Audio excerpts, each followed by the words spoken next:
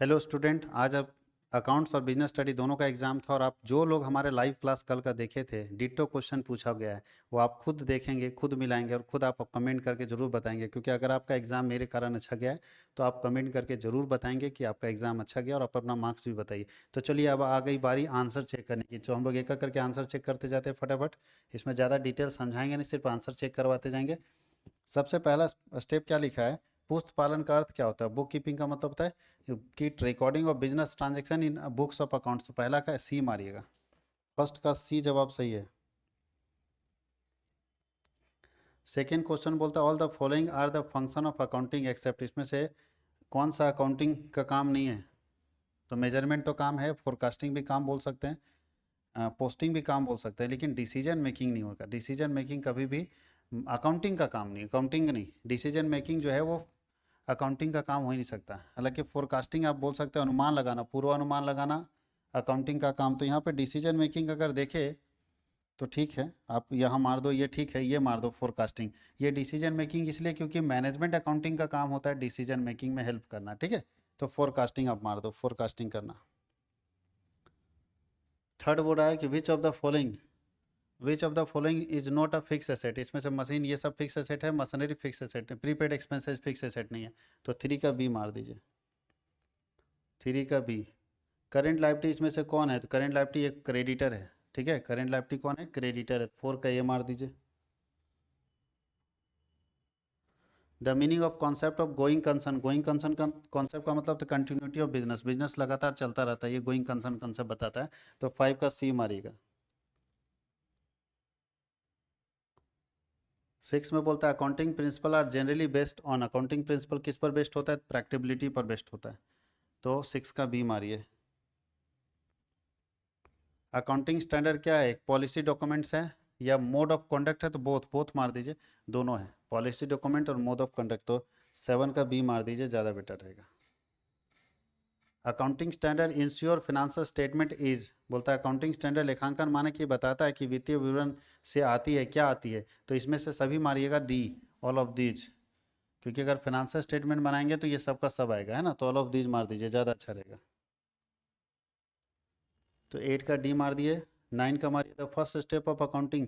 Accounting process का पहला step पूछ रहा है, तो अकाउंटिंग प्रोसेस में रिकॉर्डिंग ही सबसे पहला स्टेप होता है। ये ना बुक कीपिंग का स्टेप है, ये हम लोगों का आइडेंटिफिकेशन ऑफ बिजनेस अकाउंटिंग के अंदर नहीं आता है, बुक कीपिंग के अंदर आता है, इसलिए इसका सी मारिएगा।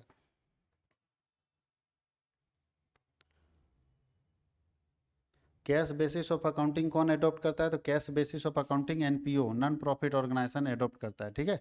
तो लिखिए टेन का डी, सॉरी टेन का B.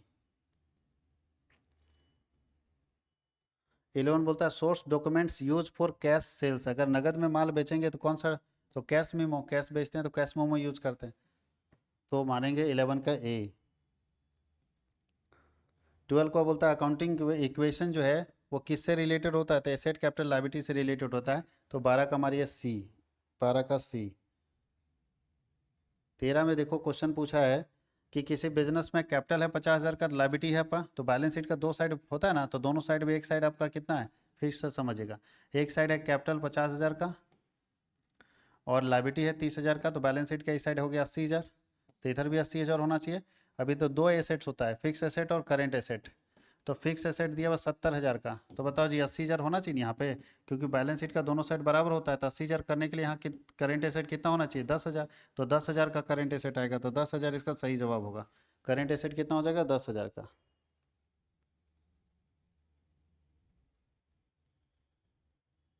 The first stage of double entry system का पहला है ओरिजिनल रिकॉर्ड करना, ठीक है। रिकॉर्डिंग करते हैं, फिर क्लासिफिकेशन, फिर पोस्टिंग करते हैं। सबसे पहले रिकॉर्डिंग करते हैं, तो आपको माना है 14 का ए। 15 नंबर में बोलता है debit the receiver and credit the giver. किसका रूल है? तो पर्सनल अकाउंट का रूल है, debit the receiver and credit the giver. तो इसका माना है 15 का ए। प्रीपेड एक्सपेंसेस कौन सा अकाउंट होता है? तो पर्सनल अकाउंट होता है prepaid expenses. Prepaid expenses personal account होता है। तो माना है 16 का सी। जो मेरे पास पढ़े होंगे ऑफलाइन ऑनलाइन में, उनके लिए एकदम ये ABCD जैसा वो हाल हो गया, एकदम चुटकी बना के बजा के बनाने वाला चीज़ हो गया। इतना प्रैक्टिस करवाएं कि सारा क्वेश्चन डिट्टो आया। गुड्स और ₹1000 taken by proprietor for personal use. अगर कोई मालिक बिजनेस से पैसा माल निकालता है 1000 रुपये का, तो उसका एंट्री होता है drawing account debit to purchase account. तो पूछ रहा है डेबिट क्या करेंगे, अच्छा नहीं, पूछ रहा है personal use should be credited, तो क्रेडिट करेंगे परचेज अकाउंट, परचेज अकाउंट को क्रेडिट कर देंगे। 17 का मारिए B. 18 number, the process of recording transaction in a journal. Journal में ट्रांजेक्शन को लिखने की प्रक्रिया जर्नलाइजिंग कहलाती है। जर्नल में ट्रांजेक्शन को लिखने की प्रक्रिया जर्नलाइजिंग कहलाती है। जो हमारे स्टूडेंट है जो ऑनलाइन ऑफलाइन में दोनों में पढ़े हैं, जम के कमेंट करना ताकि पता चले आप लोग कितने अच्छे से तैयारी करके आए हो। और बाहर वाले भी कमेंट करना, बाहर वाले को भी कमेंट करना जिनको फायदा हुआ है। Cash colon of 2 colon cash book always, बोलता है जब 2 कॉलन कैश बुक का बनाते हैं तो कैश कॉलन हमेशा डेबिट बैलेंस रखता है। कैश हम ऑलवेज और डेबिट बैलेंस, तो ए इसका 19 का बी मानेंगे। 20 में बोलता है द बैलेंस ऑफ पेटी कैश बुक। पेटी कैश बुक का बैलेंस हमेशा लिक्विड एसेट होता है। पेटी कैश बुक का बैलेंस हमेशा क्या होगा, लिक्विड एसेट के रूप में माना जाता है। 21 नंबर में इम्प्रेस्ड सिस्टम कहाँ पे यूज होता है, तो पेटी कैश बुक में यूज होता है। इम्प्रेस सिस्टम पेटी कैश बुक में यूज होता है, तो 21 का हमारी डी। 22 पोस्टिंग कहाँ किया जाता है, तो पोस्टिंग जर्नल लेजर में किया जाता है। पोस्टिंग जब भी किया जाता है तो लेजर में किया जाता है, तो 22 का हमारी बी। 22 का बी। 23 बोलता है कि number of colon in journal. Journal में 5 कॉलन होते हैं, तो 23 का हमारे डी। 5 कॉलन होते हैं जर्नल में, तो डी। आगे लिखा है purchase book use to record. Purchase book में हम लोग उधार माल खरीदते हैं तब लिखते हैं, all credit purchase of goods लिखते हैं, तो सी मारिए 24 का। 24 का सी।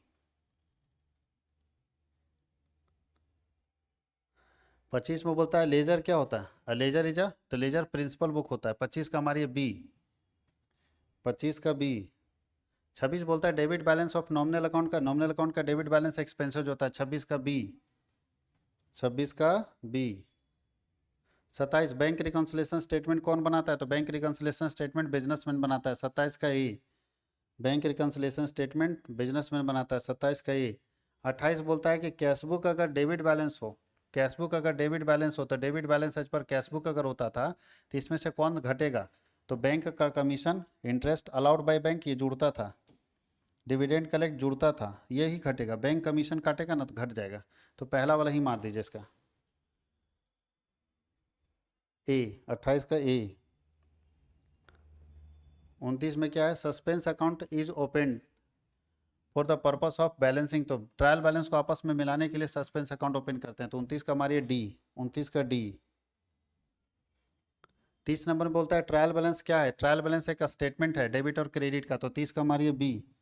30 का बी मारिए, 30 का बी। अब बिजनेसमैन पे एक बोलता है, एक बिजनेसमैन 1000 रुपया जो है कॉलेज फी देता है अपने बेटे का, अपने बेटे का कॉलेज फी दे रहा है, तो ये drawing account debit to cash होगा, ड्राइंग टू कैश। तो पूछ रहा है डेबिट क्या होगा, तो डेबिट में ड्राइंग हो जाएगा। 31 का ए मारिए, बिजनेस से अपने बेटे का कॉलेज फी देगा तो ड्राइंग का लाएगा, तो 31 का ए मारिए।